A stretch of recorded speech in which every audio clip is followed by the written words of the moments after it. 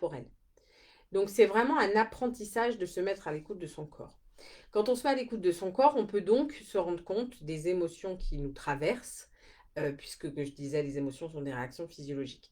Quand on a l'habitude d'étouffer ses émotions et de ne pas vouloir vivre les émotions négatives, ce qui est le cas de beaucoup d'entre nous, on n'est plus à l'écoute de son corps puisque le corps envoie des signaux et on dit non, je ne veux pas vivre cette tristesse parce que c'est désagréable de vivre de la tristesse, je ne veux pas vivre cette colère parce que c'est désagréable d'être en colère, parce que c'est mal vu sociétalement, parce qu'il y a beaucoup de jugements sur la colère, je ne veux pas vivre cette honte, je ne veux pas vivre cette culpabilité, etc. Et j'étouffe et j'étouffe et j'étouffe et je crée du stock émotionnel.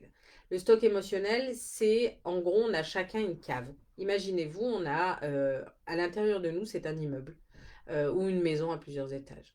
Et ben, il y a le postier qui arrive et qui livre un paquet, plus ou moins gros, de colère. Voilà. Ah, tiens, paquet de colère. Il arrive au rez-de-chaussée, j'ouvre et j'ai paquet de colère qui arrive. Et mon mental dit non, colère, pas possible pour le moment.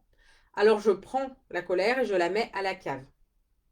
Et c'est ce qui se passe quand j'ai 3 ans, que je tombe, que je me fais mal et que ça me rend triste. Parce que je me suis fait mal ou parce que j'ai raté la marche et que en fait ça me rend triste d'avoir raté la marche parce que du coup je sais pas, j'ai une espèce de jugement même à 3 ans sur ma capacité à monter la marche ou voilà. Ça me rend triste, peu importe la raison.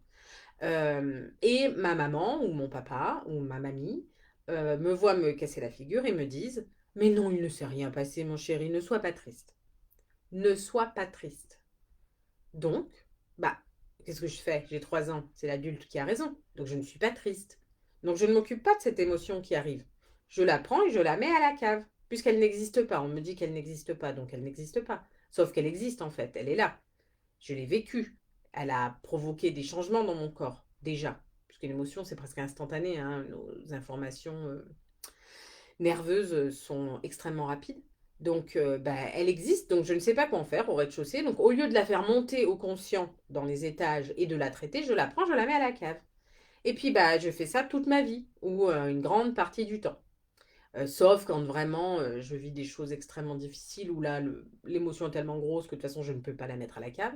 Et au bout d'un moment, la cave se remplit, se remplit, se remplit, se remplit, se remplit. Et on a plus ou moins des grandes caves, on a plus ou moins des choses qui nous arrivent dans notre vie. Puis à un moment donné, la cave elle est tellement pleine qu'il y a un mini colis, mini colis de colère qui arrive, mais vraiment une petite lettre toute fine. Il n'y a pas la place pour la lettre dans la cave. Et donc, quand je veux mettre la lettre de colère dans la cave, la cave me pète à la gueule.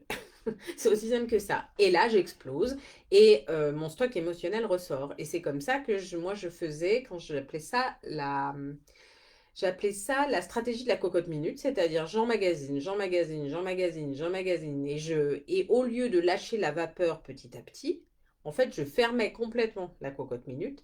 Et puis, la dernière goutte faisait exploser la cocotte minute. Je ne sais pas si vous avez vu les dégâts que fait l'explosion d'une cocotte minute.